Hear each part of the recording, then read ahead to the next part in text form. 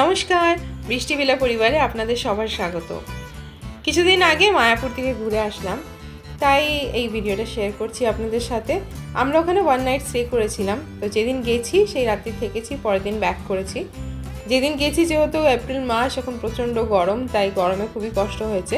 কিন্তু আসার দিন আবার হঠাৎ করে খুব মেঘলা আর বৃষ্টি হচ্ছিল, তাই জন্য এই ওয়েদারটা আবার সেদিনকে খুব সুন্দর হয়ে গেছিলো।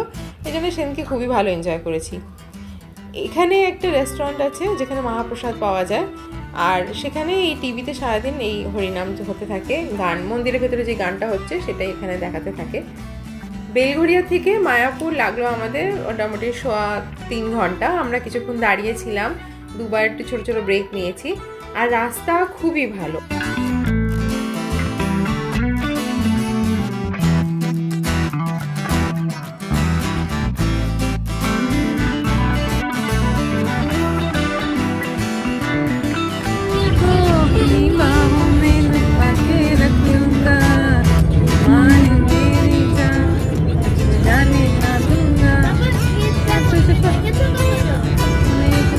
বাবা এই ডাইভ করতে করতে খেতে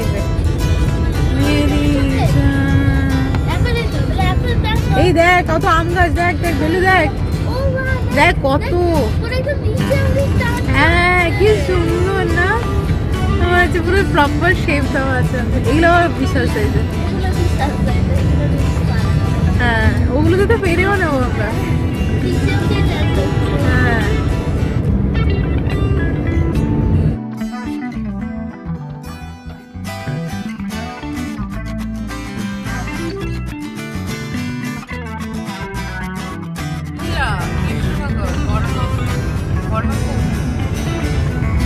হ্যাঁ কি সুন্দর রাস্তা, কিন্তু মাঝখানে মাঝখানে স্লিপ করে কি হয়েছে।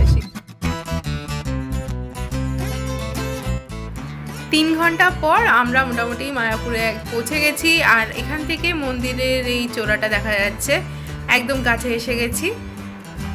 এইখান থেকে অনেক ফরেনার দেখা যাচ্ছে, কেউ সাইকেলে করে যাচ্ছে নিজের গন্তব্যস্থানে, কোথাও কোথাও আবার বাচ্চারাও সাইকেল চালাচ্ছে। তো এই জায়গাগুলোতে আসলে প্রচুর ফরেনার দেখা যায়।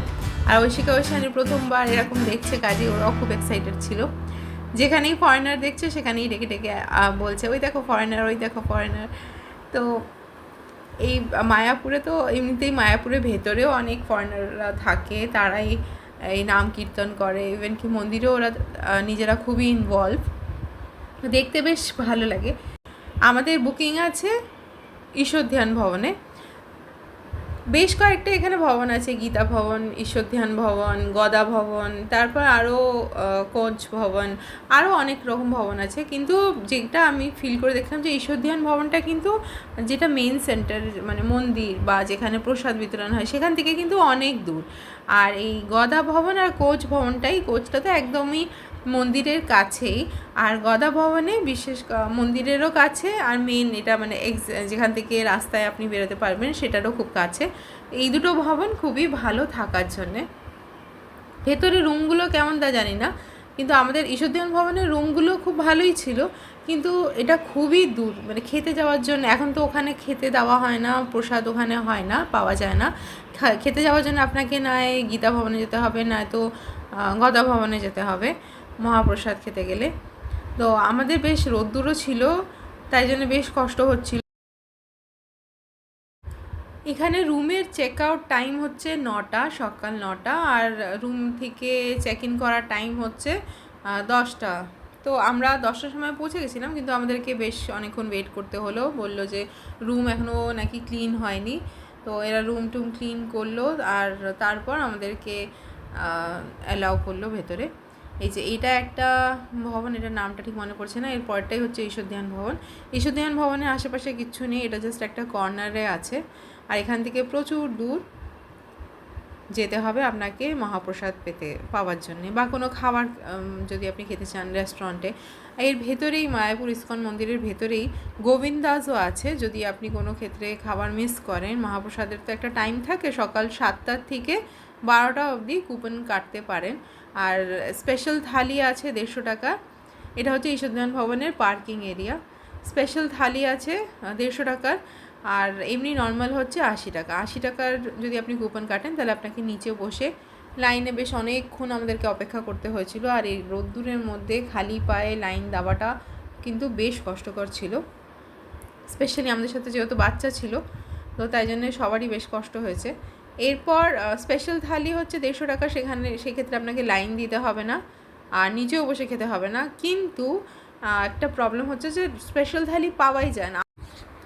আমরা 10:30টার সময় কুপন কাটছিলাম, তো তখনই স্পেশাল থালি ছিল না, অনেকজন ইনকোয়ারি করছিল, তো তখন নর্মালি 80 টাকার থালিটাই নিতে হয়েছিল। এই যে এটা আমি যাচ্ছি হচ্ছে কুপনের জন্যে গদা ভবনে, ঈশ্বরধ্যান ভবন থেকে গদা ভবনে। আর সকাল 7টা থেকে কাউন্টার যেহেতু খোলে, তাই জন্য হয়তো প্রথমের দিকেই ওগুলো সব সেল আউট হয়ে যায়, তো তাই জন্য একটা কারণ হতে পারে যে যত দেরি হবে তত ওটা পাওয়ার চান্স কম। আর এখানে একটা স্টল আছে যেখানে সব রকম আয়ুর্বেদিক জিনিস পাওয়া যায়। আর এইটা একটা মহাপ্রসাদের রেস্টুরেন্ট আছে, যেটা এখানে আপনি সব ভেজ আইটেম, ভেজ তো অবশ্যই মায়াপুরের ভেতরে ইসকন মন্দিরের ভেতরে তো সবই ভেজ, এখানে আপনি নানান রকম ভেজ আইটেম পেয়ে যাবেন। ইভেন কি যদি আপনি ওই থালিটা না মানে মহাপ্রসাদটা না নেন 80 টাকার, যেহেতু 80 টাকাই ম্যাক্সিমাম পড়ে থাকে কুপন, তো ওটা যদি না নিতে চান তাহলে এখানেও থালি পাওয়া যায়, সেটাও মহাপ্রসাদ। তো এখানেও থালি পাওয়া যায়, সেটা 120 টাকা। 120 টাকার পনির আর কয়েকটা আইটেম থাকে, আমরা তো ওইটা নিই, তাই জন্য আমি ঠিক বলতে পারবো না। কিন্তু দেখলাম যে সেই সময় যখন এখানে প্রচুর ভিড় গদা ভবনের সামনে, এটা আমি যাচ্ছি গদা ভবনে কুপন কাটতে, তো এখানে দুপুরবেলা 1টার থেকে খাবার দেবে। এই যে এখানে লেখা আছে কোচ ভবন, চক্র ভবন, গৌরঙ্গ কুটির, অনেক আছে। ওদিকেও মহাপ্রসাদ লেখা আছে।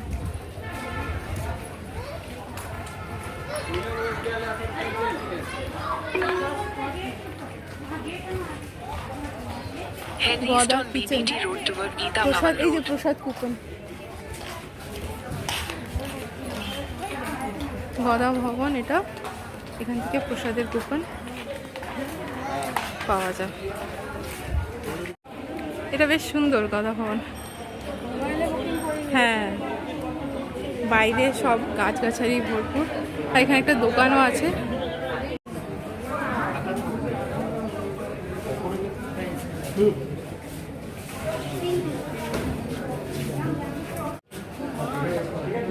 মাছ, হ্যাঁ হ্যাঁ, কত মাছ।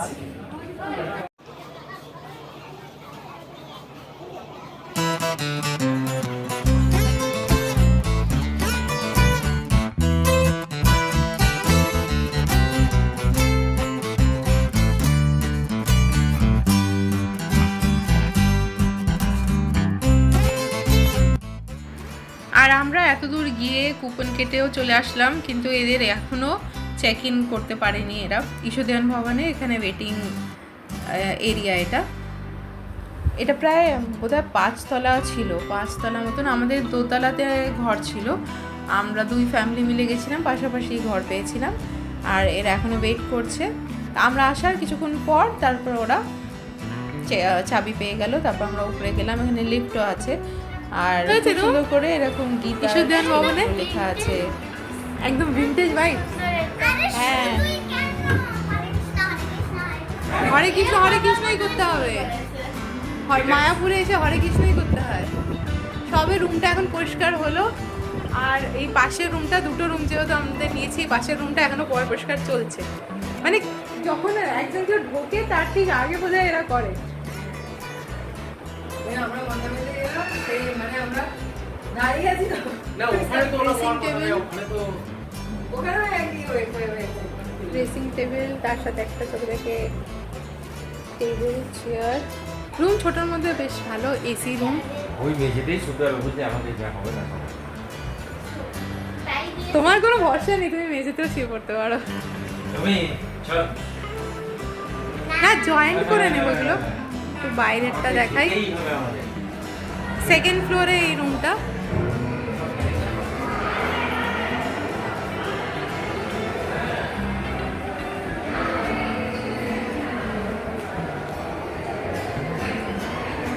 ঈশ্বরধ্যান ভবনটাও বেশ সুন্দর আর পরিষ্কার। এখানে আগে খাবারেরও ব্যবস্থা ছিল, এখানে এই ভবনে বসেই খাবার যেত, কুপন কেটে, কিন্তু এখন সেটা বন্ধ। এটা আমাদের আরেকটা রুম, যেটা কি সাফ সাফাই চলছে এখন। এইবার আমরা যাবো একটু কিছু ব্রেকফাস্ট করতে, কেন কি প্রচণ্ড খিদে পেয়ে গেছে।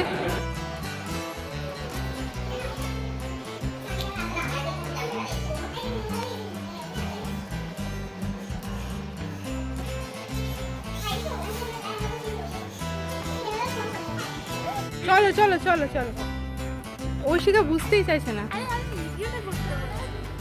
হ্যাঁ হ্যাঁ, তুমি পড়ো।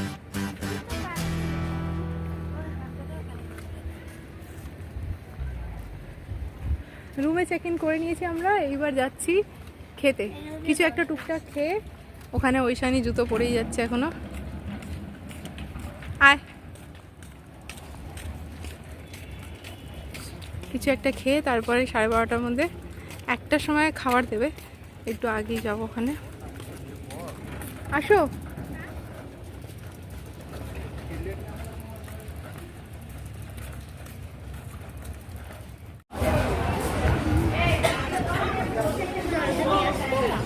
জলটা এখান থেকে কিনে নেব। একটা ভেজ রোল আর পনির রোল দুটো পাওয়া যায়, একটা সিঙ্গারা, দুটো চা, আর এই দিকে হচ্ছে টেস্টি টেস্টি পাস্তা। ভালো, এই কেমন লাগছে? ভালো হয়েছে? আগে বলছিল এখানে কেমন হবে, খাবো কি খাবো না, এখন খেয়ে দেখেছে না বেশ ভালো। বেশি কিছু খাওয়া যাবে না, কিন্তু একটু পরেই আমাদের লাঞ্চ আছে। গোলাপ জামুন বাকি আছে, কাজে গোলাপ জামুনটা নিয়ে আসি। বাবা, এদিকে কি ভিড় কেন তো? খাবারের টাইমও এখন হচ্ছে, তাই নাকি? ই বাবা, এত ও পুজো করে বোধহয় আসছে। হঠাৎ করে এখানে এত ভিড় কেন জানি না, কাউকে জিজ্ঞাসা করলে হয়তো জানা যাবে।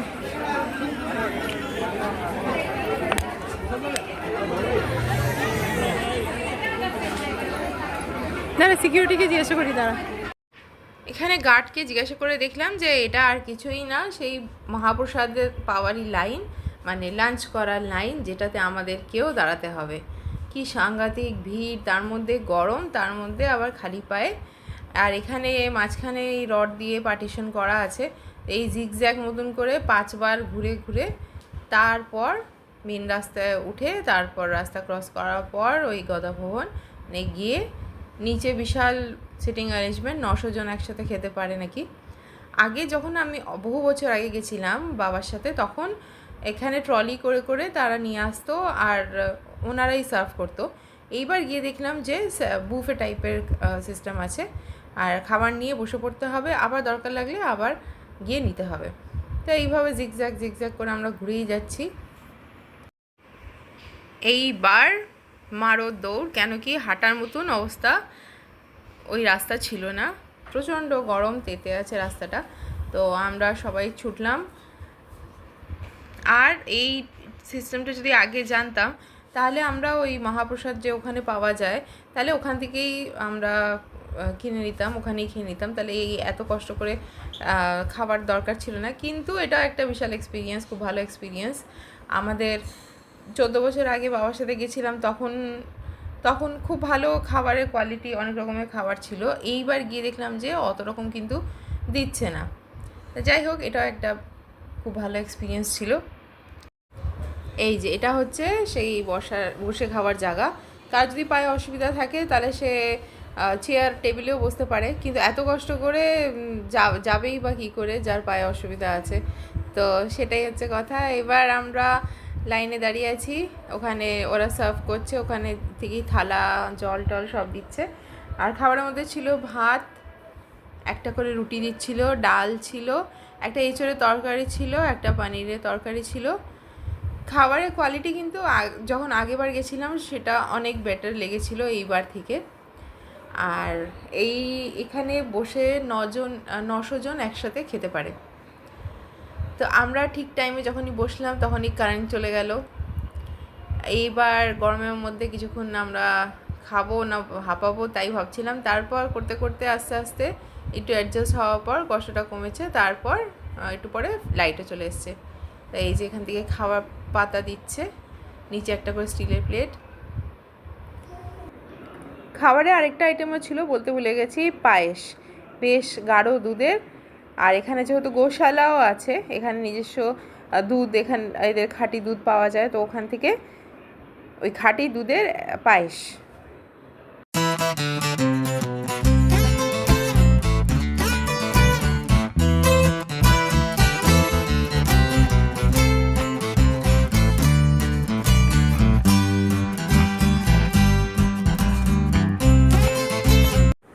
আচ্ছা, বেগুনিও ছিল, এই যে বেগুনি দিয়ে দিয়েছে।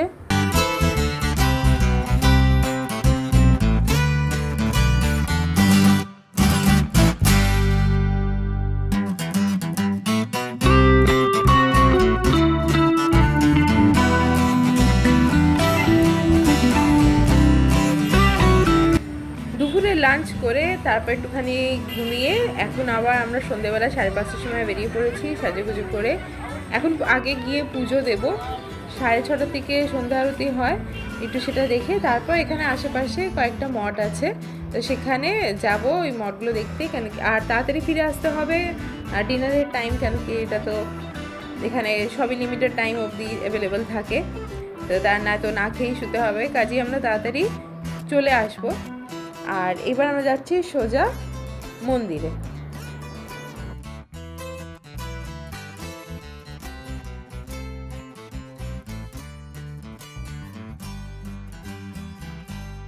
জায়গাটাতে সকালবেলা প্রায় 200-300 লোক রোদ্দুরের মধ্যে লাইনে জিগজ্যাগ করে খাবারের জন্যে, মহাপ্রসাদের জন্যে 80 টাকা কুপন কাটিয়া রোদ্দুরের মধ্যে কষ্ট করিয়া বেলুর পা জ্বলিয়া। সত্যি কি রোদ্দুর ছিল, আর এই রাস্তা দিয়ে খালি পায়ে, তারপর এখানে জুতো খুলে খালি পায়ে যেতে হয়েছে এই গদা ভবনের ভেতরে। বসে খাওয়ার ব্যবস্থা, নিচে বসে খাওয়ার ব্যবস্থা, 150 টাকা স্পেশাল থালি পেলে তাহলে আপনি ভালো করে এসি ঘরে বসে খেতে পারবেন, কিন্তু সেটা যে কতটা লিমিটেড, 10:30টার মধ্যেই নাকি আর পাওয়া যায় না।